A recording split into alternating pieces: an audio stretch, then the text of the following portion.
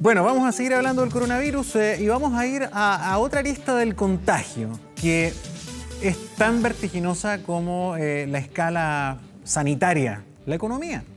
La economía que, francamente, se ha puesto en jaque de una manera prácticamente sin precedentes. Yo no sé con qué se podría comparar en la historia reciente, con la caída de bolsas, con cierre de fronteras. Bueno, realmente la evolución noticiosa es imparable. El escenario económico lo analizamos con Tomás Izquierdo, economista de Géminis Consultores. Tomás, ¿cómo estás? Muy bien, dentro de lo que se puede. Gracias por la invitación. Bueno, el último tiempo lo estamos invitando para hablar de pelos que caen a la sopa. Para aquí cayó la peluca completa, oiga. Sí, la verdad es que esto está en evolución. No sabemos qué gravedad va a alcanzar, pero evidentemente esto se está complicando día a día en forma notable. Como tú reseñaste, aquí hay una especie de círculo vicioso que se empieza a amplificar. Una vez que tú frenas, por ejemplo, el transporte de personas entre Europa y Estados Unidos, o que en el caso italiano finalmente congelas el funcionamiento de las ciudades, bueno, el impacto económico que eso tiene es notable. ¿Qué te parece lo que hizo Trump ahora? Porque no, o sea, la Unión Europea esta mañana pegó el grito en el cielo con justa razón. Porque no les avisó. Fue inconsulto y le cierra fronteras a toda la Unión, salvo Reino Unido. Así es. Sí, eso es muy grave porque, entre otras cosas, es sano que los mercados se vayan anticipando. La reacción de una caída adicional en la bolsa de Estados Unidos hoy día de más de 5%, que ya tiene una caída acumulada de más de 20% de que partió todo esto, te fijas, y en Europa aún más, tiene un poco que ver con que los hechos se van precipitando y no son bien internalizados o anticipados por los mercados. Trump debió haber consultado a sus pares europeos y debió haber ido anunciando previamente que era probable que se tuviera que tomar esta medida de manera tal que el aterrizaje fuera un poquito más suave. Fue muy brusco el anuncio y el impacto es enorme. Muy fiel a su estilo en todo caso. Fiel a su estilo, sí, fiel a su estilo. Hoy día está un poquito más amenazada su reelección con Biden, que se ha afirmado en su postulación por el lado de los demócratas, y vamos a ver, a lo mejor ahí se produce un cambio, pero vamos a tener Trump para enfrentar esta crisis. Y Trump es efectivamente un tipo difícil de predecir. Ahora, mi impresión es que cuando estas situaciones totalmente exógenas, que nadie puede prever, empiezan a escalar de la manera que lo hacen, bueno, todo el mundo queda un poquito sobrepasado y la capacidad de respuesta de las autoridades, de los gobiernos, de los sistemas de salud, la coordinación, la logística que hay detrás de toda la reacción en torno a esto, normalmente queda sobrepasada. Y es lo que estamos viendo. Entonces, no hay que ser fatalista, pero si uno es objetivo, esto se ha ido complicando más y más rápidamente de lo que habíamos anticipado hace algunas semanas atrás. Y si uno proyecta esta tendencia, bueno, a nosotros nos va también a contagiar en forma muy significativa. Al punto de que hoy día, cuando uno analiza la situación de la economía chilena, yo te diría que hoy día ya pondera más el impacto del coronavirus sobre la economía mundial, sobre el crecimiento económico mundial, que vamos a entrar en una recesión corta, pero va a haber una recesión. Cuando tú paralizas, no sé, un tercio de la operación de servicios a nivel global, bueno, obviamente tú tienes una recesión. Que si se resuelve el tema, te fijas, y se logra controlar el virus, va a rebotar, es como una V corta. Esto no es una recesión cíclica que puede ser más prolongada.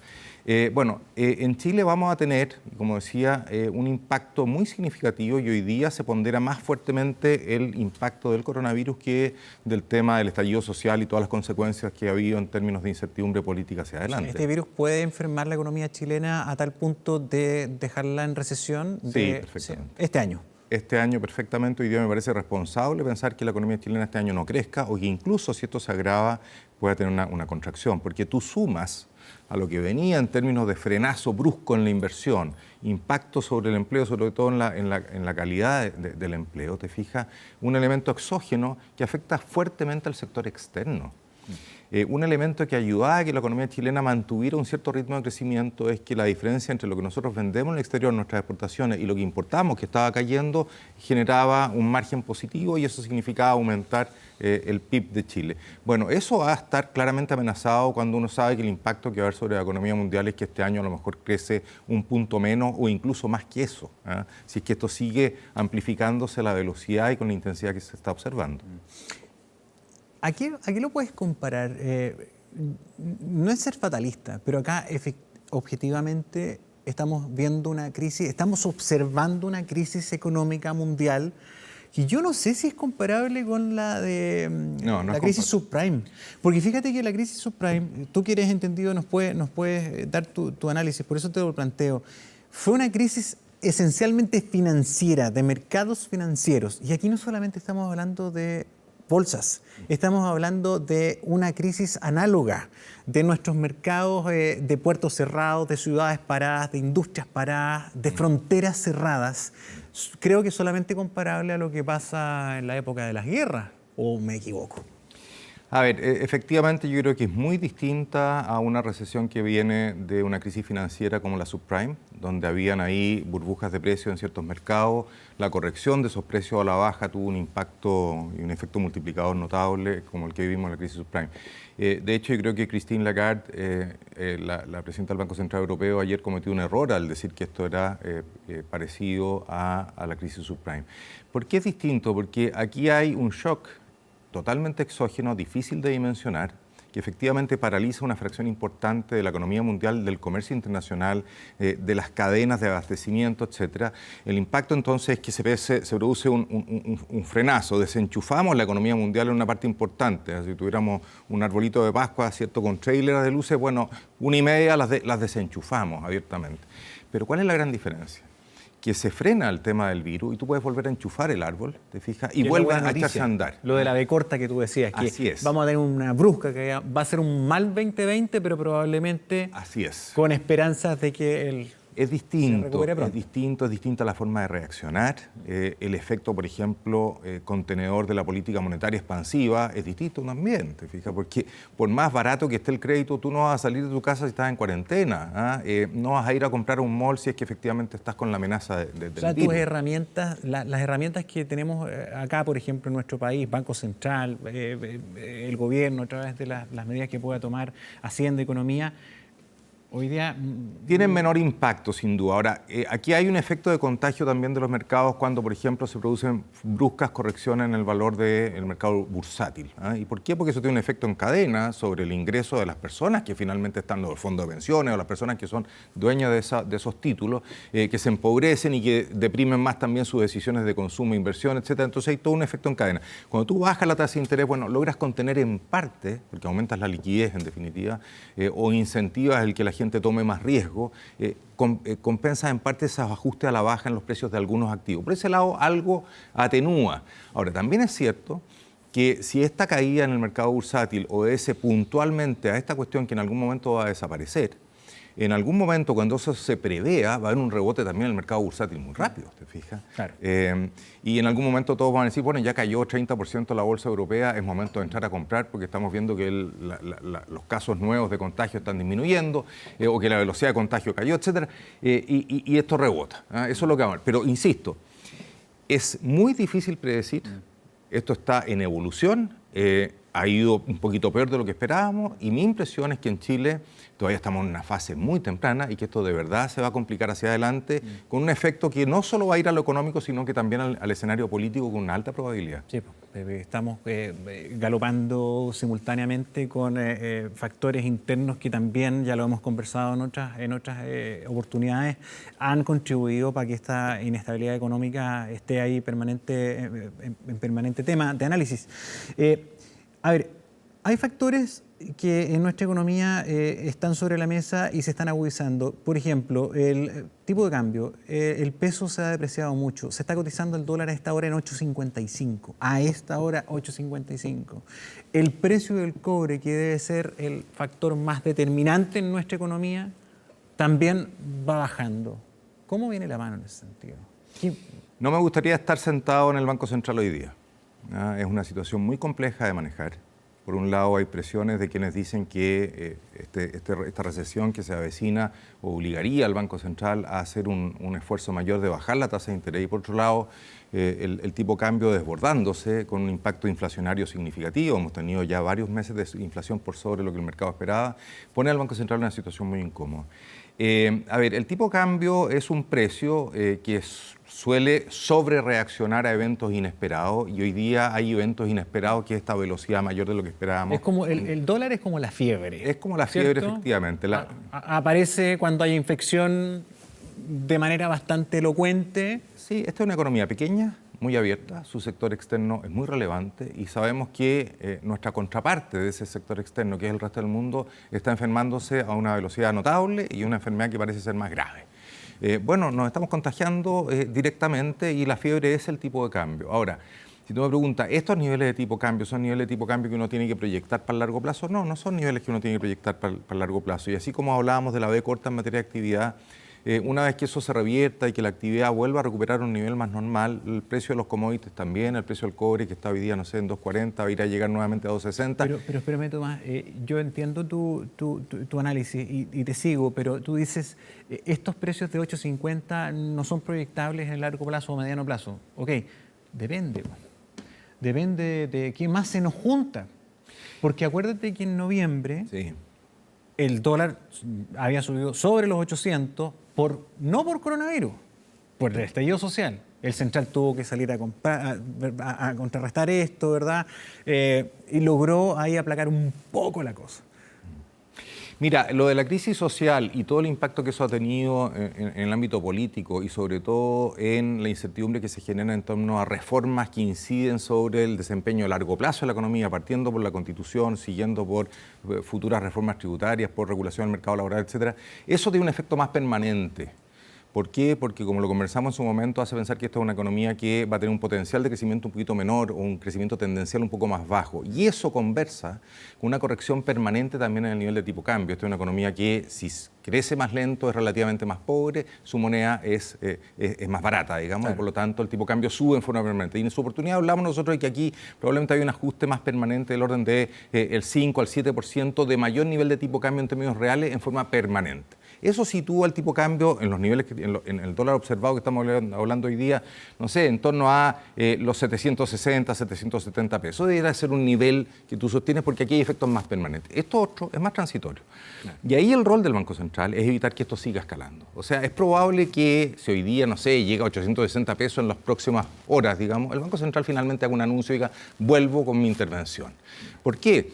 Porque hay una reacción que es proporcional y otra que ya no es proporcional, sino que tiene que ver con un poquito de pánico. Y ese pánico es re complejo porque cuando se retroalimenta esto, bueno, puede seguir subiendo a niveles de 900, 1.000 pesos, estoy inventando cualquier cifra. ¿En qué nos impacta a todos nosotros? Por ejemplo, yo no tengo ni un dólar. No ahorro en dólar, no compro en dólar. En verdad me importa un cero, que esté en 900. Pero no, tiene un impacto. Explícanos por qué que esté tan caro le impacta a la gente, a todos nosotros. Impacta mucho, a mí me impacta mucho, a todos los chilenos nos impacta mucho. ¿Por qué? Porque, para que tengamos una referencia, el orden del 60% de los productos que componen nuestra canasta de consumo son importados. Los compramos fuera y los compramos en dólares. Y los compramos en dólares o los precios están fijados en dólares, etcétera. Otras veces hay precios fijados en la moneda de origen, pero en general el impacto es tremendo de encarecer todo lo que es importado. Y te insisto, más de la mitad de los productos que nosotros consumimos son importados. Y ojo que ahí hablamos de cómo estos coletazos se notan a mediano plazo a futuro. Porque, por ejemplo, la industria automotriz, que también es un negocio, sí, pero da pega, genera movimiento, consumo y tal. Ellos compran sus autos con este precio de dólar y ese auto comprado hoy día va a estar en las vitrinas de la automotora probablemente en 6 meses más con un precio bastante superior al que tiene hoy día. Así es, hay un rezago en el traspaso del tipo de cambio hacia los precios finales, pero finalmente se produce. ¿Y por qué hay un rezago? Bueno, porque la economía está un poquito recesiva, la demanda está muy floja, porque los stocks estaban en niveles altos, porque el estallido social fue una sorpresa, las compras para fines de año se habían tomado las decisiones previamente.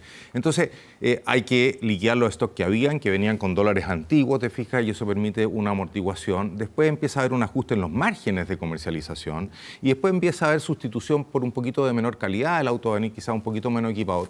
Todos mecanismos para ir bajando la intensidad de traspaso sobre precio. Pero el traspaso sobre precio se va a hacer porque aquí no hay magia. Finalmente nosotros no producimos los autos, te fijas, ni todos los productos importados que estamos consumiendo. Entonces, el efecto primera vuelta, y eso es muy importante tenerlo en cuenta porque la gente se confunde. Todo el mundo dice, oye, el tipo de cambio alto nos va a ayudar a tener más exportación y vamos a ser más ricos. El efecto primera vuelta de la devaluación es que somos todos más pobres y es bastante contractivo. ¿Ah? Y ojo, estamos hablando del auto que no es lo esencial. Pero estamos hablando de todo el comercio. ¿Cuántos otros productos más esenciales sí vamos a notar que van a subir de precio? Absolutamente. Por ejemplo, pollo, carne, En el último tiempo, grandes conglomerados productores de pollo prácticamente volcaron su producción al Asia. Estamos comprando mucho pollo argentino. Ese pollo viene en dólar. La carne también se importa, va a subir así. Los fármacos, los remedios, que ya son caros, ¿cuántos de ellos se compran fuera? Mira, uno diría que en general todos los productos que son susceptibles de ser comercializados van a tener un impacto sobre precios, ¿te fijas? Todos aquellos, porque si tú tienes la opción de comprar acá o comprar afuera, bueno, hay una transmisión inmediatamente en el precio. Claro. Entonces, el efecto sobre el ingreso real disponible de los chilenos es muy significativo, ¿ah? Y eso nos empobrece y en el corto plazo entonces el consumo se deteriora. Y lo que es importante es que 2/3 de la economía es el sector no transable, es el sector servicios, es el sector que más se afecta negativamente por esto, porque el sector llamado transable, exportador o sustituidor de importaciones, ese se beneficia supuestamente, pero el resto, los vendedores que están en el mall, bueno, todo eso se ven afectados, te fijas, si uno ve por el lado del empleo, si uno ve por el lado del aporte a la producción del país como un todo, el sector no transable, que se castiga cuando el tipo de cambio sube bruscamente, es más significativo que el sector exportador o sustituidor de importaciones. Entonces sí, el impacto lamentablemente para ti, para mí y para todos es significativo. Ahora, para ver el vaso medio lleno también, Chile tiene está mejor que otros. O sea, yo solamente veo los titulares del Clarín, de Argentina, o de países que viven del petróleo. O sea, ellos sí que realmente están muy mal. De hecho, Argentina debe estar en su peor momento de deuda, y la deuda la tiene en dólares. O sea, de un sopetón está ultra encalillado. Sí, nosotros en general, por haber sido alumnos relativamente aplicados durante un periodo largo de tiempo en materia fiscal, tenemos un grado de exposición más acotado. Recordemos que además existe un fondo de reserva que tiene el fisco, ¿cierto?, que está ahí, al cual lamentablemente le vamos a echar mano con todos los programas sociales que se vienen hacia adelante en el corto plazo se va a deteriorar. Pero tenemos por ahora un colchón por ahí y tenemos, lo que es muy importante, un Banco Central independiente con mucha credibilidad en su capacidad para contener la inflación. Si tú te fijas en economías más frágiles macroeconómicamente, bueno, el desborde viene, ¿cierto?, por excesos de gastos, presiones inflacionarias, y ahí sí que esto se desordena de verdad. Ese riesgo en Chile hoy día yo no lo veo. Y por eso te decía que probablemente el Banco Central ya hoy día, en la mañana, va a anunciar nuevamente el reponer las intervenciones. ¿Por qué? Para contener. ¿Y tiene los instrumentos para hacerlo? Tiene los instrumentos para hacerlo. Y va a contener un exceso de devaluación con todo el impacto segunda vuelta que eso podría tener. Entonces, sí, el lado positivo es que tenemos ciertas fortalezas todavía para poder reaccionar de mejor forma que otras economías emergentes o latinoamericanas que están más expuestas. Sí, Tomás Izquierdo, muchísimas gracias por venir. El tema es preocupante, sin duda. El propio ministro de Hacienda ha salido a hablar. Hacienda no es muy buena para hablar, pero también ha reconocido que la situación es delicada. Gracias por venir. Un gusto, como siempre. Ya.